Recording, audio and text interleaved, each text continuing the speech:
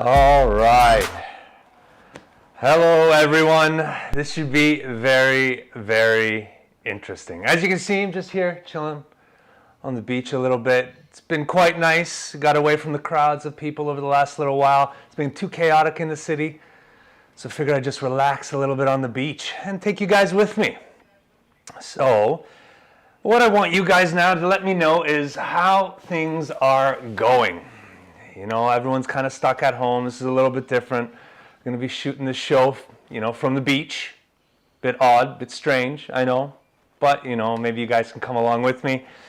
I've got, for all the students in my class, I've got you in Discord. So that's where we have most of the conversations today.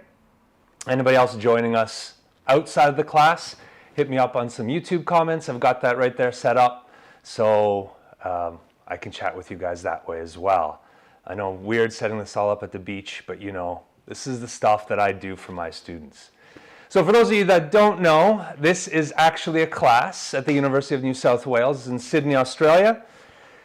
And I thought I'd try something a little bit different rather than having those kind of pre-recorded lectures that everyone kind of has.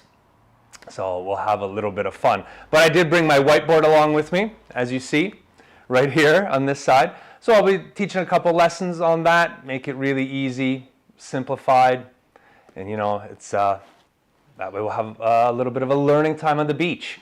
So hopefully everyone's set up. What I'd love to hear, actually, if you could hit me up in the comments or on Discord, let me know if you can hear me okay. Okay, that's the most important thing.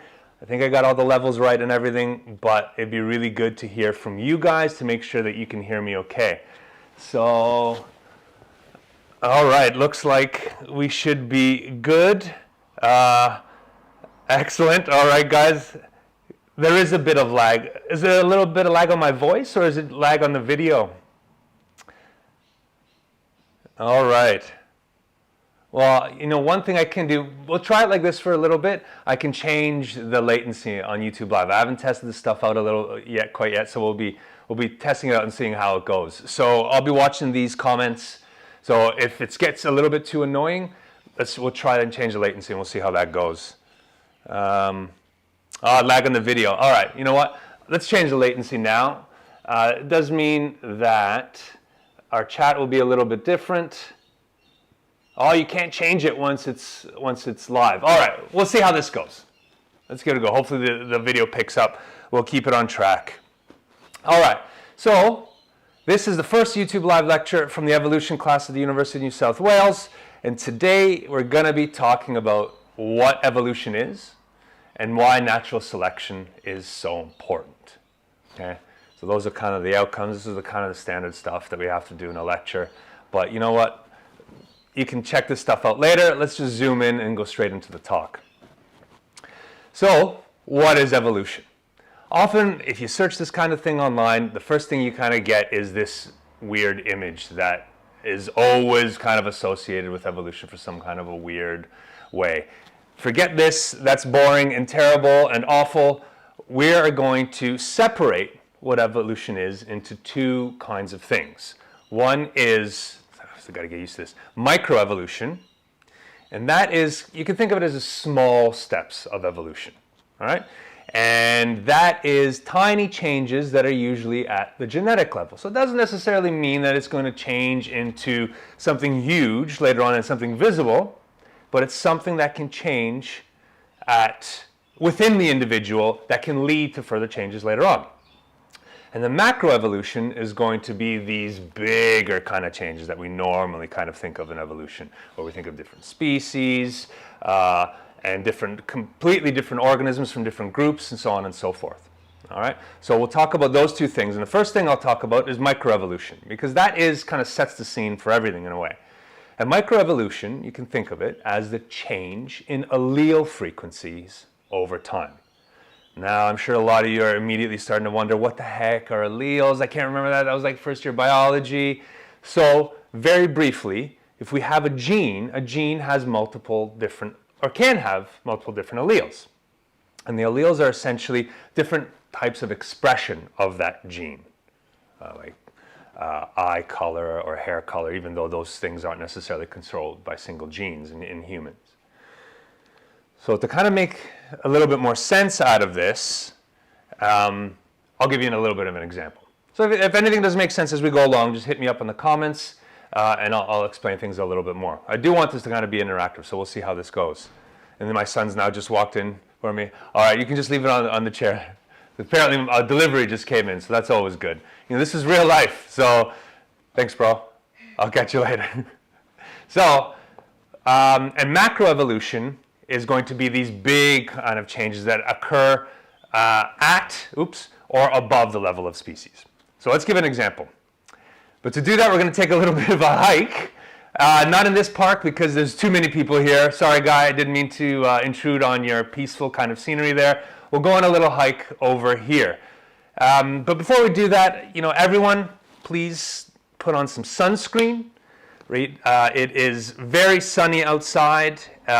You know, I had to go through a whole lot of paperwork to get you guys outside during the coronavirus.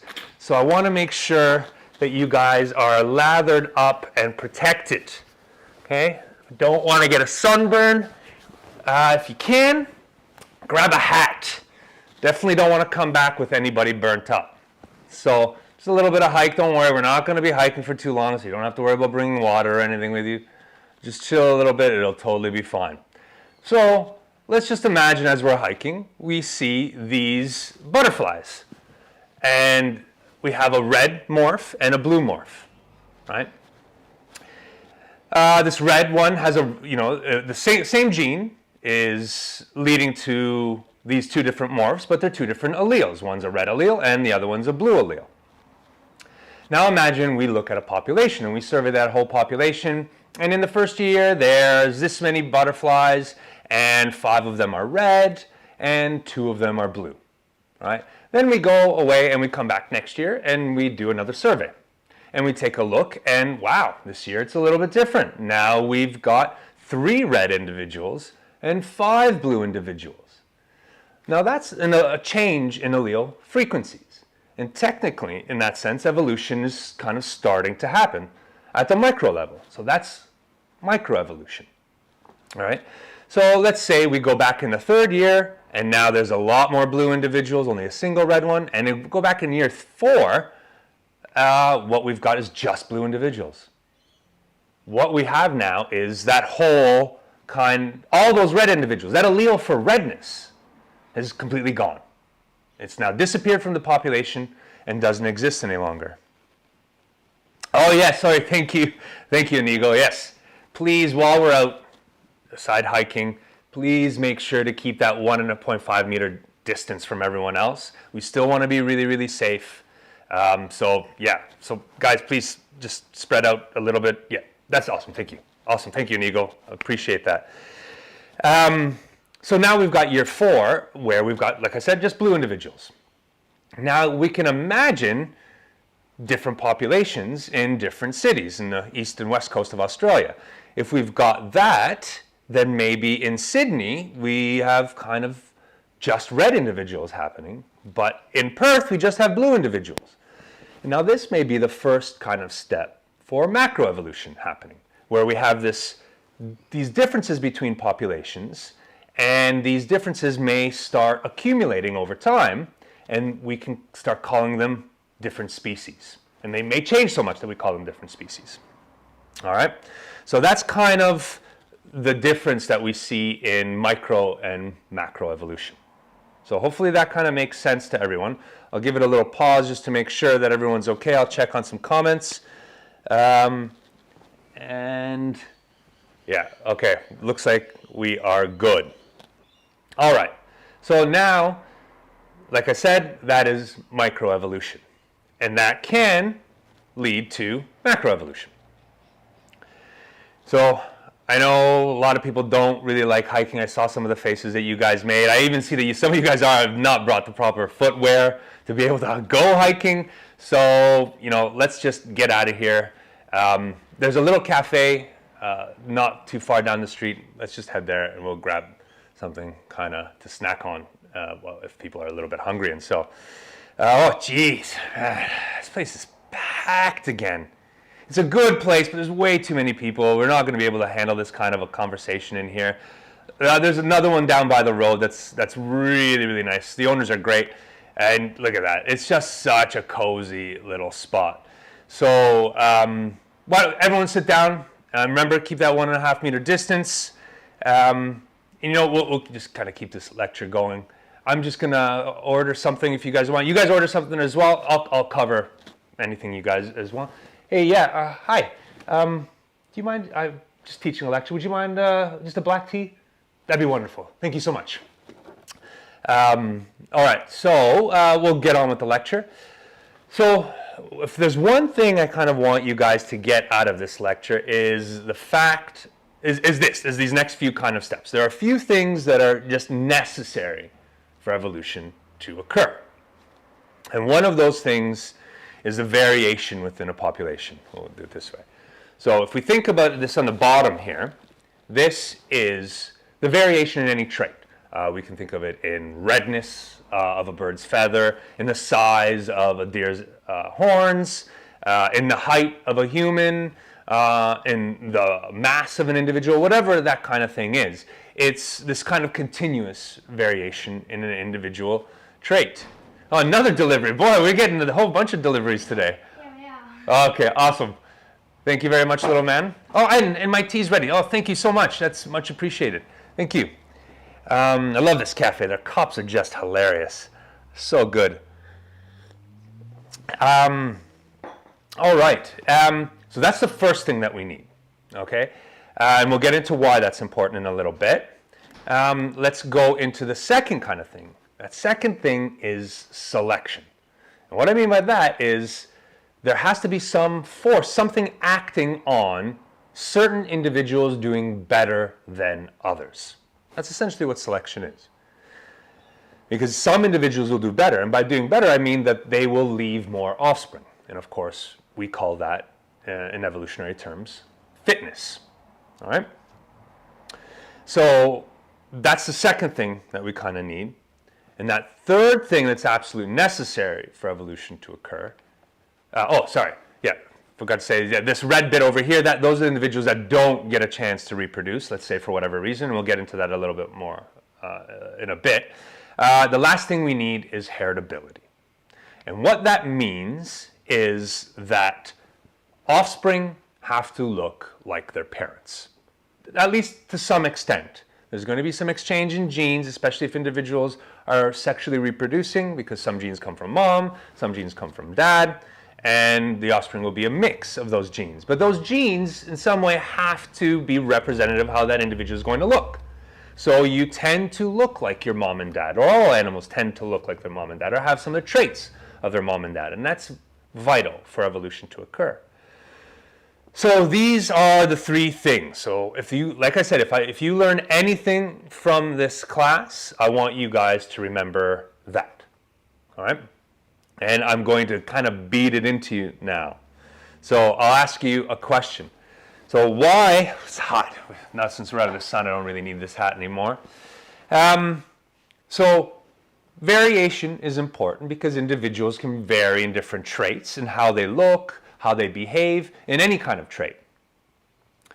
So what I'm going to ask you guys now, and put it in the comments or in Discord, is what are some of the factors that can increase variation, genetic and phenotypic variation? That is the variation within our genes and the variation that occurs that we can actually see in individuals. So I'll let you guys. So I do want this to be interactive, so I am forcing you a little bit while you're at home. I know there's 30 of you guys out there, so no one knows who you are, so why don't you join in and say, what are some of the things that can increase variation? It's going to be a very long show if everyone's quiet. So, absolutely. We've got keratosis, absolutely. We've got mutations that can add. But the interesting thing about mutations is they happen at a very, very small rate. Okay, so they can only kind of result in some of the variation. Thank you, Chapo, as well. Howie, absolutely. Different environments can lead to that because now we're getting into that idea of genotype by environment interactions. That's excellent. Well done. The plasticity of genes, that plays into that whole G by E interactions. Sexual reproduction, we'll get into that later. And that's going to actually be tomorrow's lecture. So I won't dwell on that a little bit much. But absolutely, that can add into that. So environmental factors, we'll get into some of those as well later on. Excellent. Resource availability, very good. Well done. All these things can add that variation. And this is what you guys nailed on right there. Mutations, and like I said, those are usually very, very kinds of small, at a small amount of variation, because mutations can only happen at a small kind of rate. And there's lots of reasons for that, but that's another lecture as well. Sexual reproduction, as you mentioned, is another thing, because that can recombine genes between mom and dad, and that's really important because that adds a lot of variation. Exactly, glucose. And then hybridization. So that means kind of individuals that may be different species or just on the cusp of different species reproducing with one another, and you have this influx of new kind of genes happening within a population. And there are other things, but these ones usually kind of make up the vast majority of the factors that can add to some of those genes. And we got some YouTube comments. Predators, we're going to get into that a little bit later on, and that's kind of decreasing variation, all right? So we'll get into that and why that happens in a little bit, probably at the second half of this lecture. But now let's jump into that second thing. So the first thing, remember, was variation. This is usually where I get my class to actually repeat things, but that would actually take way too long. So at home, if you're at home, just say variation. That's the first thing that actually is extremely important for evolution to happen. The second thing, like I mentioned, is selection. And selection removes some of that variation. And you mentioned predators. Predators are a form of selection. So if we see that line right here, that line is at the point where these individuals don't reproduce, and these individuals on this end do end up reproducing. My oldest son's now come in to actually watch me stream on YouTube. I'm not sure if he's actually proud of his dad becoming a streamer, but anyway, we'll get into that kind of later. So now, what I'm going to ask you, I'll move. How can selection affect trait distributions? Now, what I showed you initially is directional selection. And that means individuals here, at this point, nobody who is smaller, let's say this is size, nobody who's smaller reproduces at all. But individuals who are larger reproduce. So those are the ones who find mates, have offspring. So what we're having here is this kind of cutoff. Anything smaller than here doesn't have any offspring, so has no fitness, and those genes don't get passed on to the next generation. While these guys reproduce at various rates and produce offspring. So this is directional.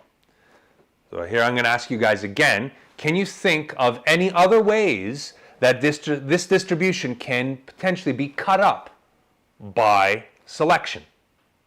All right. So I'll leave you guys to leave something in comments right now. So think of some other ways. Yeah, absolutely. Different environments can result in different ways that this distribution can be cut up. But what I'm asking for is, like here, what we're saying is this 3/4 or 2/3 of the distribution is cut. How else can we cut this distribution so different individuals of a distribution actually end up reproducing? Yeah, let's see if I can kind of say that in a different way. Here we're cutting it on one side, so there's a single direction that evolution is happening in. And that direction could be in the opposite way as well, which is selection of smaller individuals. So, yeah, absolutely. So, an eagle, you could absolutely chop off the tails of the distributions, right? So, now, see, you're absolutely right that it's this one. So we got it in a different order. So this one is called stabilizing selection, where we chop off these tails here, and these individuals don't get a chance to reproduce, and these guys do here. So what that means now is this distribution is getting smaller, okay, and that's called stabilizing selection. So that's excellent, both the folks. So what that last one that I said, that I kind of showed you, there's another way. We can chop off one side, we can chop off the tails, or we can chop off, see if you get that. Come on, Ketty and Kiki. And we got someone. So we are chopping off the middle. Yes, excellent. That is fantastic. So it's these individuals, for some reason, in the middle that end up doing the worst. And it's the individuals in the sides that end up doing better and reproducing. So we'll go through an example in a little bit about when this can happen. But we'll finish this part of the lecture off. And so now we'll talk about heritability. And now, why is heritability important? And I mentioned that earlier. It's because offspring have to look like mom and dad. Because if they don't, the genes that we're selecting on don't result in individuals looking in a particular way. So all this stuff would fail miserably, right? So we have this distribution that ends up shifting as a consequence of who's reproducing and what their traits are. Okay, so I'll explain this a little bit better when we have an example. And now, of course, I can't exactly remember where I was going with this slide. This is the problem with not having a whole bunch of screens in front of you to be able to tell what's going on. But if anyone has any questions, hopefully I'm making sense. If I'm making sense, just let me know. So Kiki, absolutely. You're right. And Ketty, like a niche, absolutely. That stabilizing selection can actually happen because there's a niche within that environment that individuals are inhabiting, and that could actually be cutting individuals up. Excellent. Well done. All right. So we know that there's these three things that are important for evolution to kind of happen. So what I'll say is here, we've got this distribution down here that happens, right, over here. And we see that individuals here are still, this is the limit of who had a chance to reproduce if we look at size. I gotta get used to moving in the opposite direction. This is gonna be tough. So if these are the individuals who end up reproducing, and they have offspring, that distribution isn't starting from there. All right? That's not what's happening. We usually see that distribution shift a little bit. And that may happen because of the amount of variation that's in a population, how strong the level of selection is, and how heritable can also vary for the same reasons that all of you mentioned earlier on. And that is because of the genes an individual possesses, the environment that an individual is in, just like you guys said earlier, and that interaction between the genes and the environment, that plasticity. Okay? So that's why we often see, even though there may be very strong selection in a population, we see variation kind of continuing to exist rather than being that hard cut that we're having, even though selection is happening in this really, really strong kind of way at that level.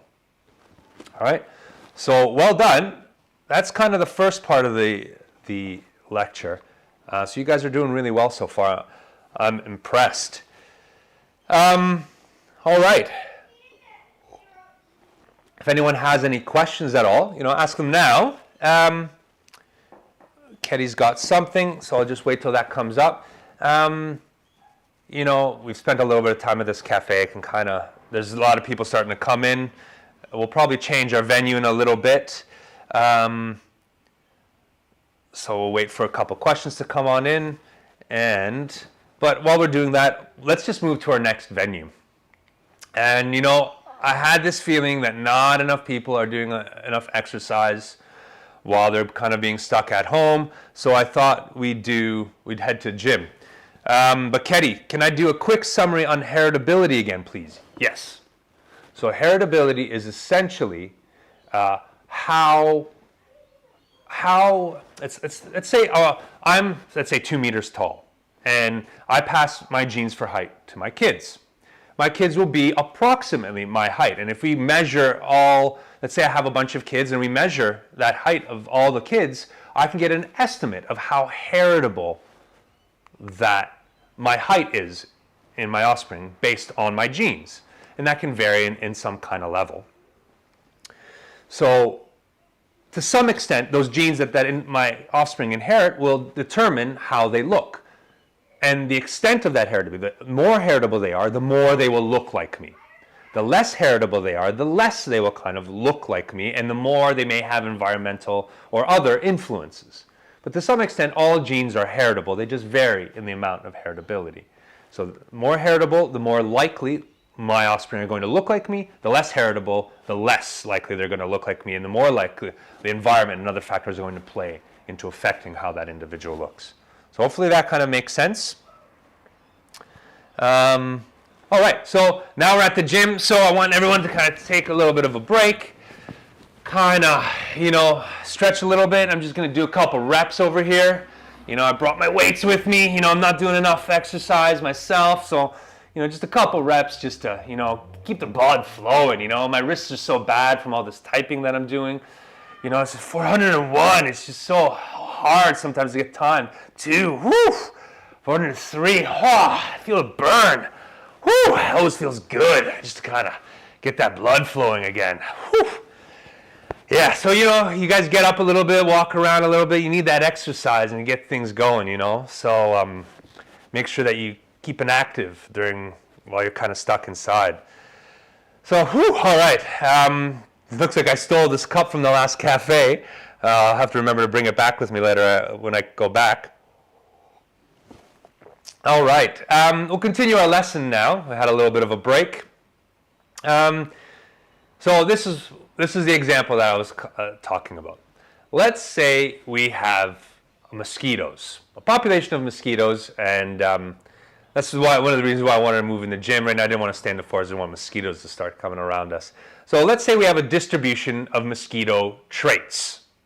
And in this distribution, we can look at speed, where individuals are faster here and slower here, and stealth, how stealthy they are, meaning how easy or difficult it is for you to notice that they've actually landed on you.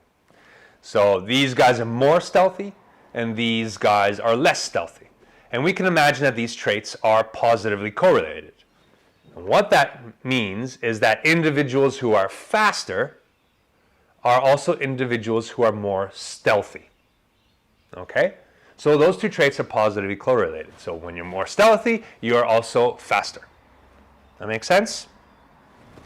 All right. If not, drop a line in here. All right. So now, like I said, here's greater stealth and greater speed.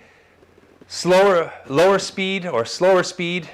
Lower. I should have said slower, but anyway. And then poor stealth. Now, what do you think there's going to be selection on here? All right, so throw that in the comments. If mosquitoes are flying around us and we're sitting around a campfire and we're slapping and killing some of the mosquitoes, which ones do you think we are killing?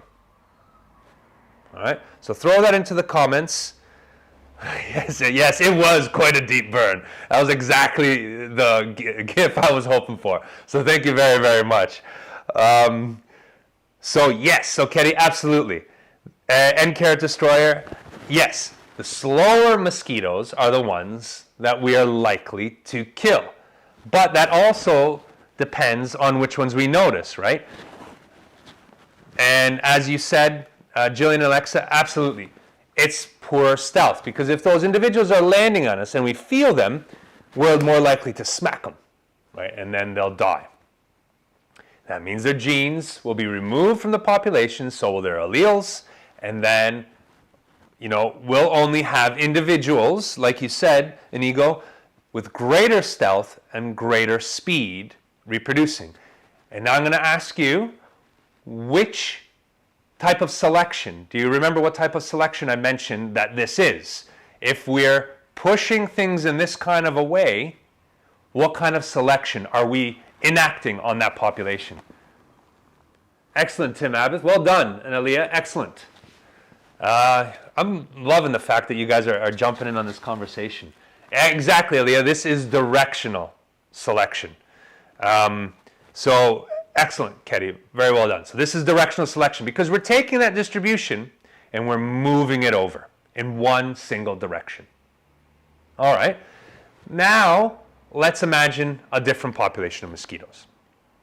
In this population of mosquitoes, speed and stealth are not positively correlated. They're negatively correlated. That means individuals who are faster are less stealthy. And individuals who are more stealthy are slower. Now, this can have a huge effect on how individuals are going to look and how we select on different traits. Because now when we select for directional selection here, we select for increased speed, but poorer stealth. So individuals are less stealthy. Here, see, there. Here, we're selecting for increased stealth, but lower and slower individuals. All right? So those two traits are now negatively correlated. All right? Now, what would happen to this population of mosquitoes if we select for those different traits? So, now, okay, so Katie, you've got stabilizing selection. So that means individuals in the middle are doing the best. And that is definitely one possibility, okay? Because what we're selecting for in the middle is a medium kind of speed and a medium kind of stealth. And what this potentially suggests then is that you kind of need both. Mosquitoes need to be stealthy and they need to be fast, because if they don't have both of those traits, then, well, they don't do really, really well. So the other option is, just like you guys are nailing in the comments there, is that it's disruptive selection. There we go. There we go. There, like that. And what ends up happening is we select for speed in some individuals, and in other individuals, we select for stealth. So now, what's interesting about this kind of selection is that there may be certain individuals that get really, really fast within a population, and some individuals that get really, really stealthy. And like you guys said in the comments, this is disruptive selection. So that's exactly correct. All right. So what could potentially happen here is now these two peaks could become different subpopulations within that population. And that's something we'll talk about a little bit later, but I just kind of wanted to draw your attention to that now. So well done. That's excellent. Let's get out of the gym. It stinks in here. I don't like gyms in the first place. I hate going to gyms. It's like the worst kind of place in the world.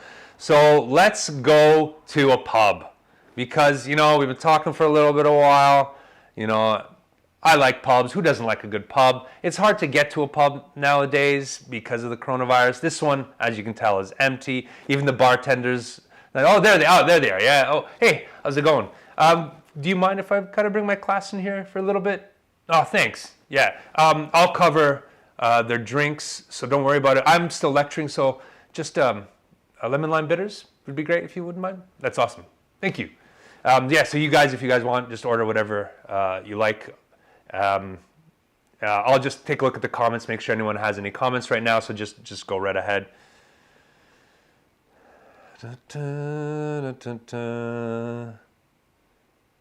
Yes, they are serving pints. You're more than welcome to grab whatever you like, Tim. But I have to be honest, I'll limit you guys all to one drink. It's kind of all I can cover at this point. There's a few in class, so, you know, I don't I don't have, you know, that much cash, you know. Whew.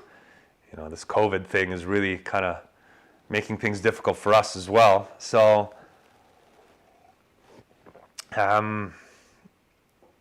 perfect. Yeah, you guys. Yeah, all right. Yeah, he's going to say he's bringing him.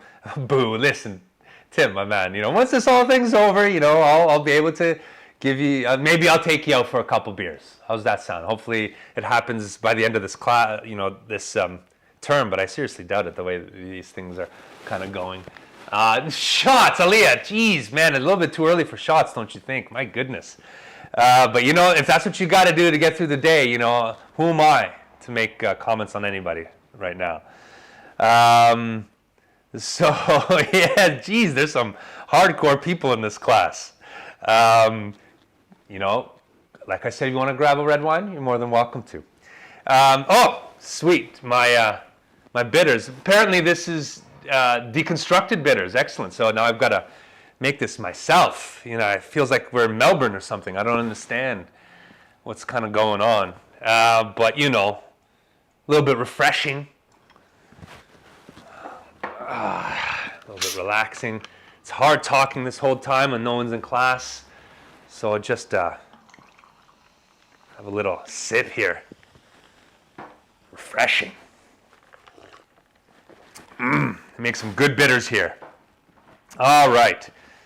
So let's get, he'll bring the drinks around for you guys. Let's get on with the class. So now I've been telling you all the things that do happen, and hopefully you guys believe me that evolution happens. So I've just explained how it could happen. But now let's look at some examples of how we know that evolution ends up happening. So, and one of those things is by looking at examples within nature. So I'm going to ask you guys, you know, what is this thing that this guy is holding in his hands? You know, take a wild guess. Yes, Alexa, it's 5 p.m. somewhere. And there are some people in this class who are in Europe and North America. It's 5 p.m. there, so listen, it'd be wrong not to join them. Let's be honest. And Aaliyah, yes, this is, and Strom, it is a cob of corn, the tiniest cob of corn, a terrible cob of corn. But that's exactly what it is. And it's very different than a cob of corn that we know today. And it's very different than some of the first cobs of corn, which looked like this. So if we look at this, you know, plant that we make a lot of food out of it and eat, it's very different now than it was when it first when we first started domesticating it. And it looks like this now because of all the selection, in this case, the artificial selection that we humans have placed on this organism, on this plant. So now corn looks very, very different because we have been choosing the cobs of corn, or the plants of corn that have produced tastier cobs and started reproducing them until we've created something like this. So this is a perfect example of how evolution can occur, even though it is artificial selection in this case. And this is the same kind of thing if we look at a whole bunch of the crops and things and foods that we eat. This was a natural peach, 4000 BC, so 6,000 years ago. It's tiny, it's located in just in China. It's not very edible. It's got a very little water, very little sugars, and full of some other things, and doesn't have the flavors that we associate with cherries kind of now. But through selection, artificial selection again, what we've created is this delicious peach, which over 200 varieties, it's massive in comparison, it's found and grown all over the world, and it's a ton of water and a ton of sugar, and we've removed all those kinds of other things that are associated with it. Even if we think about, even in the last decade, I remember broccoli being really, really bitter. And that's because it had a whole bunch of chemicals within it. And even over the last decade, we've selected some of those things out. Or 2 decades, let's be honest, I'm a little bit older than just 10 years ago. The flavor of broccoli has actually changed as well. So selection can actually happen quite quickly if you are choosing specific individuals to reproduce, because in that kind of a sense, we're changing the strength of selection. Okay, just like I mentioned earlier. So I'll ask you guys another question. What do you think this is?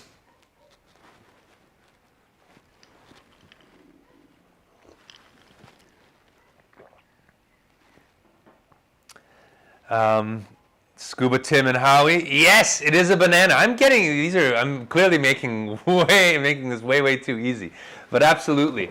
So this is a banana. It looks unappetizing, but in compared to what we have now. And here's a case where we've taken two species of the same genus, Musa acuminata and bulbosana, and we've hybridized them. Okay, and that has added new variation within that population of banana trees. And then we could select on that variation and choose which ones have the tastiest flavor, the most flesh, easiest to grow, bruise the less, any kind of trait that we want our bananas to have. And then over time, we've made them look like this. So here's an example how we're adding variation by hybridizing two different species of the same genus and then selecting out specific traits to make them look and taste really, really good. All right? So we'll see. What's that one? Yes, you should be shooketh because this is crazy that bananas used to look like this. But anyway. And of course, if you think about dogs or breeds of any animal, if you think about cats, if you think about cows or any farm animal, we've selected massively on these kinds of things for various traits. And look, some dogs are tiny with floppy ears, big tails, short tails, weird faces, ones that can barely breathe. We've selected for all kinds of traits. And that's through artificial selection when we're breeding individuals. We're looking for specific traits in amongst this variation. We're breeding specific individuals, and that's leading to the evolution of different traits. So artificial selection are excellent examples of evolution and excellent proof that evolution does occur. Because if it didn't, we wouldn't see this kind of variation. We wouldn't see things changing over time. We wouldn't have all these dog breeds, all these different, all this corn, all this food, and so on and so forth. So before I see some of you guys are finishing up your drinks, but before everyone starts ordering their second round, we should probably head out, and maybe we can. Should we just head back to my garage? It's a nice little place. It's by the beach. So I'll let everyone finish up, and we'll just kind of head there. This is it's just a small little place that we built last year. It feels very homey. I like the view. It's a nice place to kind of relax. It's been great to be able to get away from people in this kind of environment. It's not as big as something that everyone else has, of course, but we love it. I'm happy here. Brought my stand. So let's continue. Make yourself at home. Mi casa is su casa. So just chill out, grab anything you want from the fridge. I'm just gonna grab myself some grapes, kind of a little peckish. It's nice to have something to snack on when you're giving a lecture. When are you invited over for dinner? Well, you guys are more than welcome to stay. I'm not sure what we're having. I haven't looked in the fridge to see what's in there, but you can stay for dinner. I'll enjoy the view. Just remember, I want you guys to wash your hands really well. The bathroom's just down the hall to your left. So practice good hygiene in this house. So let's go from there. So what are ways that we can show that natural populations have evolved? I showed you that we can artificially select populations that are beneficial to us, but does this happen in nature on its own? So we can look at it in a bunch of different ways. So I mentioned the first thing is selection experiment from naturally occurring organisms. We'll move on to the second thing, and we can look at the organisms that are already around.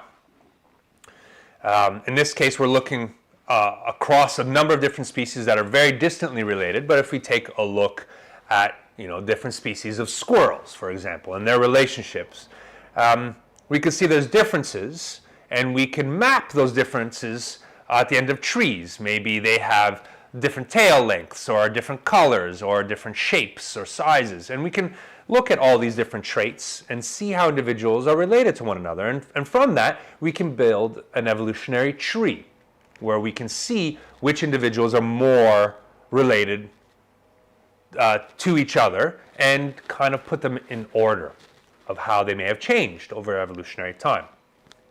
All right?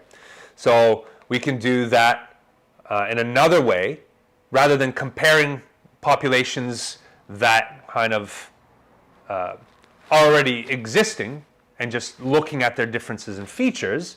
We can take the same species and look at them in different populations. Now this is kind of very similar to what I've said in the mosquito population. And here are cichlids that occur in different lakes. Some of these cichlids occur in Gosling Lake and they're a lot bigger. Some of them are in Lower Stella Lake and they're a lot smaller. So we can take a look at these populations and we can ask, oh, they're the same species. Why do they differ so much in these traits? So I'd like you guys to yell out a couple things. Don't yell out, obviously I can't hear you. You know, type it in. By yell, I mean type it in. Is what do you think could result in some of these differences between these two populations like this?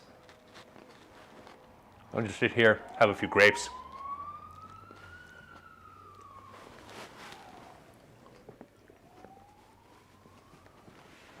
All right.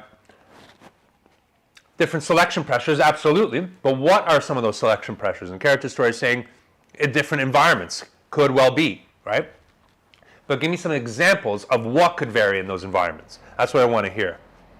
So, different environmental conditions. Yes. What kind of environmental conditions? So yes, some of those are predators. Sharks. I don't think sharks would be after these tiny little things, but predators for sure. These guys are tiny. You know, you can see these are 1 millimeters. No one's going to be fishing for these kinds of things, but you know, that could be a type of selective pressures, thus fishing. Yes, you know, the acidity in the water could be really different. Absolutely. The lakes, the sizes of the lakes could be very different. The types of niches, excellent. Well done, Jillian, Ketty, and Sram. Well done, all of you guys. So all those things can kind of vary. And in this case, the reason we see this kind of variation between these two lakes is because there's different predators. In Lower Stella Lake, the predators eat larger prey, while in Gosling Lake, the predators eat smaller prey. So now you can start imagining what can actually happen here. There's selection to be smaller sized here because predators like larger prey. Here, predators like smaller prey, or they can't eat large prey, so there's going to be strong selection for developing very, very quickly so you can be big, so you can start being too big for predators to eat you.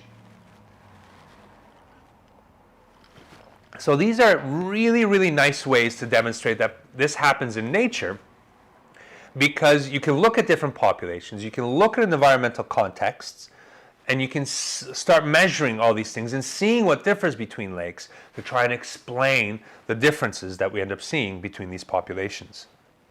So well done. So here's one more thing I'll talk about, is another way, and this kind of relates back to the phylogenies.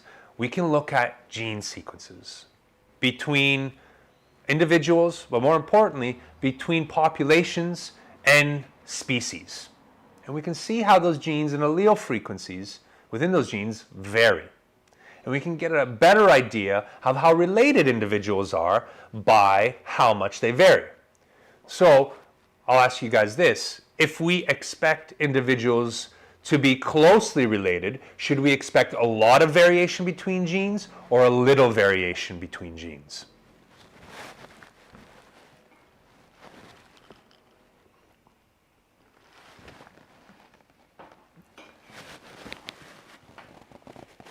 Okay, so what do we got here, folks? Oops, turned off my phone. Yes, the closer, more closely related they are, the less variation we should expect. Well done, Alexa, Jillian, and Scuba Tim. So the less related individuals, or sorry, the more related individuals, the less variation between their genes, because there's less time for changes to occur and accumulate. And if individuals are more distantly related, we should have more genetic variation between individuals. So well done. Oh yeah, a little bit nice and neat. I like the addition of GIFs within the conversation. Nice. Or should I say GIFs, which is apparently the proper way to say them. So we know that selection can change gene and allele frequencies. Okay? And today we've kind of focused on artificial selection, which is arguably a form of natural selection, or would fall under that kind of sense. We're going to talk about sexual selection on next lecture, so that's on Thursday. So I'll focus on natural selection here. So, what are some of the factors that affect natural selection? So you guys named some of those already. But what I'm going to do is I want to go over them again. So I'll get you guys to name some of these things again. So you can start naming them now. But I want you to think of them in biotic terms and abiotic terms. So we'll do abiotic terms first. And of course, abiotic things are the non-living things that individuals and organisms will encounter within an environment. So if you can give me a list of abiotic things that you think could affect who reproduces and which genes and alleles are left within a population. So start yelling out some things.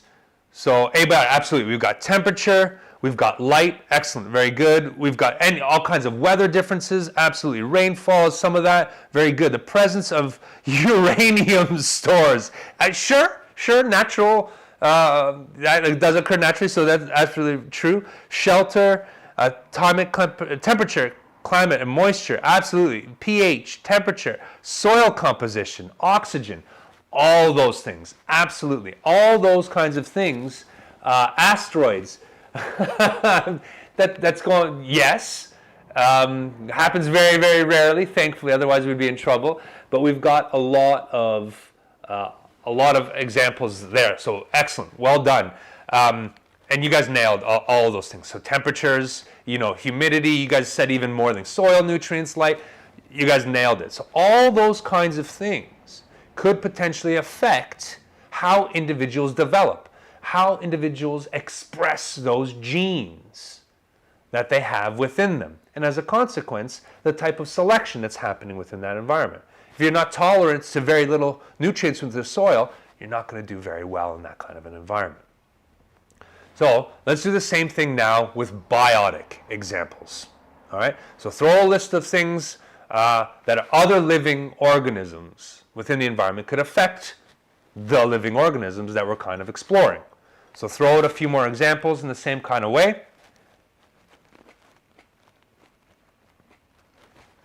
These grapes are delicious. Predators, absolutely. Disease, very good. Mate availability, absolutely. And that's going to get into sexual selection. We'll talk about that next time, but absolutely. So, is there anything else? Symbiosis. So the presence of another organisms that you actually need to survive, absolutely. That could affect it as well.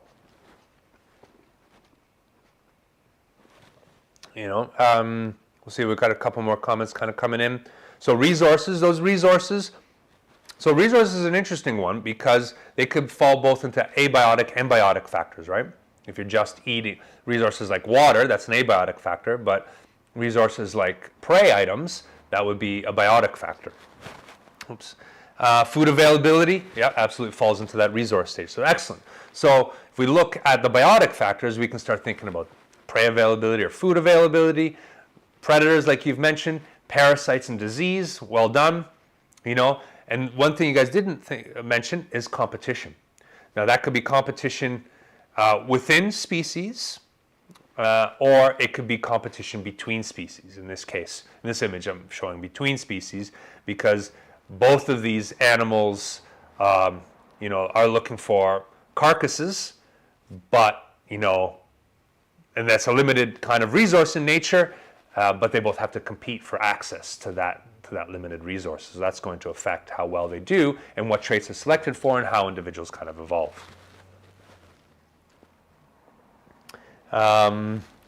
So let's look at a kind of classic example of natural selection, and that's in Arctic hares.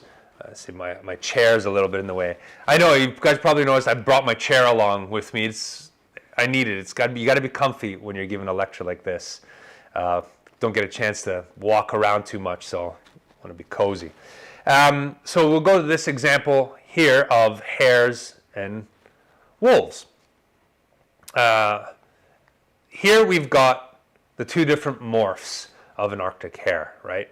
We've got it in its white morph, and we've got it in its brown morph. Now, we can ask, why do these two morphs exist, right? So this is what I want you guys to tell me now. Why do we see these two different two different morphs happening within a population at different times within the year?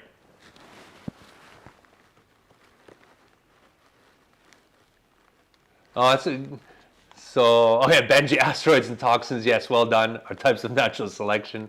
What isn't natural selection? We'll get back to that, Smith. I think that we'll end on that kind of conversation. That's a good one. So one camouflages in the snow, and the other one rightly camouflages in kind of this drier habitat. Okay, that's a very good hypothesis that they change like this because of camouflage. How do we test that? Because what you're suggesting is this, right? So what I want you guys now to think about a little bit is, let's throw ethics out the window in this kind of pretend example. We're not really going to do this experiment. But if you wanted to test whether this is the case, how would we actually test this in nature? How would we see whether this is the case? Because it is a good hypothesis, and it may be right, but we need to actually ask this question and test it. So how could we create an experiment to look at whether these individuals, the white individuals, do better in a snowy environment and the brown individuals do better in the brown environment?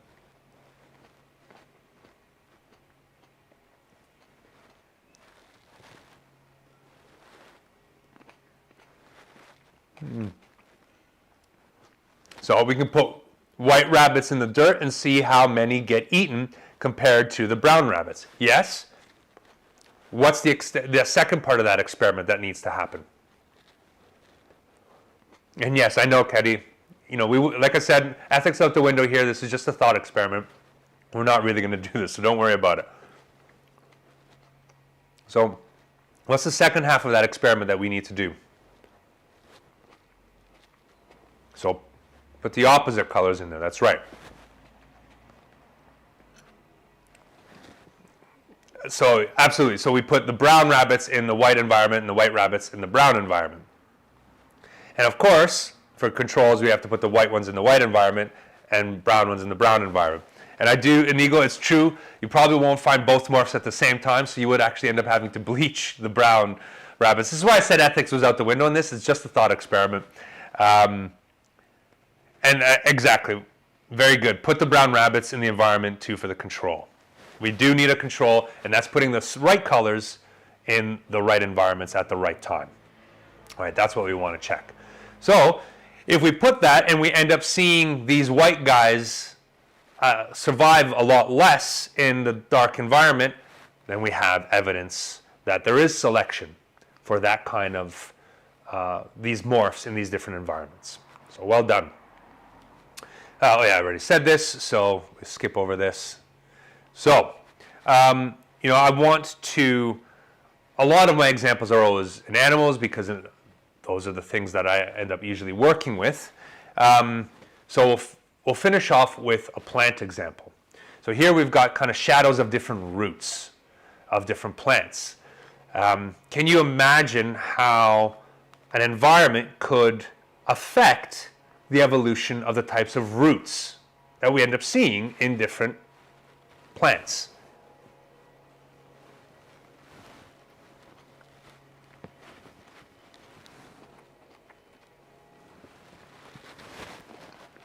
So, my Discord's a bit slow. Absolutely. We've got soil density, that's a good one. Water availability, the amount of wind, absolutely, sure could. Rainfall patterns, soil depth, soil quality, salinity, all those things. Competition from other plants, absolutely. And now you can start separating these things into abiotic and biotic factors again, just within this list. And you can see how different abiotic and biotic factors can have different effects on the type of root systems. If it's really sandy soil, maybe it's one big taproot like we see in carrots, and go straight down. If it's really windy, maybe we want a lot more stability, so maybe we want long, thick roots going on a wide kind of distribution, so we have a lot more stability from this wind. So you can see how all these different factors and environmental factors can affect what kind of roots different plants evolve. So well done. I'm almost finished now with just a couple slides left. So let's take a look at this field of flowers just to nail it in home. And how could selection on these flowers occur? Oh God, look, there's a bee! Ah! Okay, stay there. All right. Whew. Whew. Lucky I'm not afraid of bees. Just didn't want to get stung. Didn't want to get in my hair. Spent a lot of time on my hair this morning. So how could selection occur on these different flowers if you look at this field? Right? Again, we can have different biotic and abiotic factors. I'll take some of the other answers. Predation from herbivores, absolutely. So what colors attract more pollinators? That's absolutely correct, right? The shape of the pollinator, how often they visit, the method of pollination, absolutely. All those kinds of things can affect the color and the shape of these flowers and the traits that these flowers actually possess and show off in an attempt to kind of get pollinators to get to them. So well done. And absolutely, which ones don't get picked by people? Sure. 100%. If people are clearing out fields of flowers to sell at the market, they're only going to pick the most beautiful ones, right? So you don't want to look beautiful to humans either, or you're going to get picked. So that's kind of everything I really wanted to talk about today. I'll get back to Jay Smith's comment about what isn't natural selection. And that gets into this kind of idea that we'll talk about a little bit. We talk furthermore in upper year courses about this, and this is the idea of genetic drift, where genes are just selected out of the population at random. And that could happen different ways. We had Benji suggested asteroid falling, and that's one thing, right? It was just being in the wrong place in the wrong time can remove certain genes within a population. If we go on a smaller scale, rather than asteroids, we could take a look at a forest fire like we experienced in Australia. That wasn't any kind of natural selection because it hit a wide area and it's just hit in random kind of places and hit hard and fast. And it's not any specific traits that may have led to the survival of a specific organism. So that is a kind of selection that happens that may not be natural selection or directional. It's just random. So I'll end on one last little slide, and that is, so I'll let you guys ask any questions while I'll play this last slide. So if you want me to clarify anything, why don't you ask in the Discord server now or on YouTube Live questions in the comments section. And what I'll do is I'll tell you what we're going to talk about next time. And this is a little organism that I've done a little bit of work with good friends of mine, Damien Elias and Maddie Gerard. And Maddie was an awesome graduate student who did this awesome work on these animals. If it wasn't for her, this work never would have been done.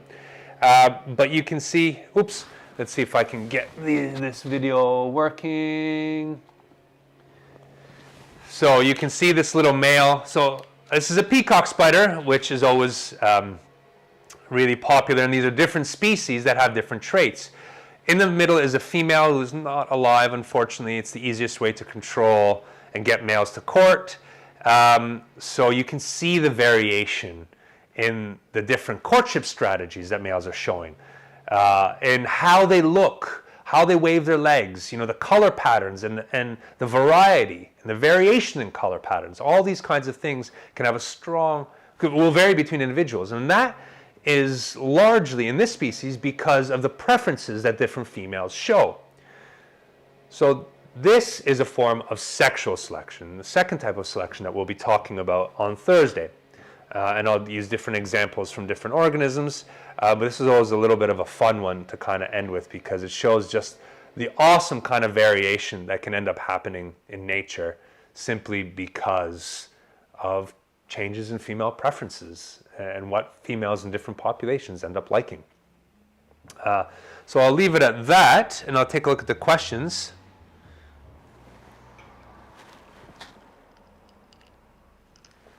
There's some, this is Sparkle Muffin, which is a great little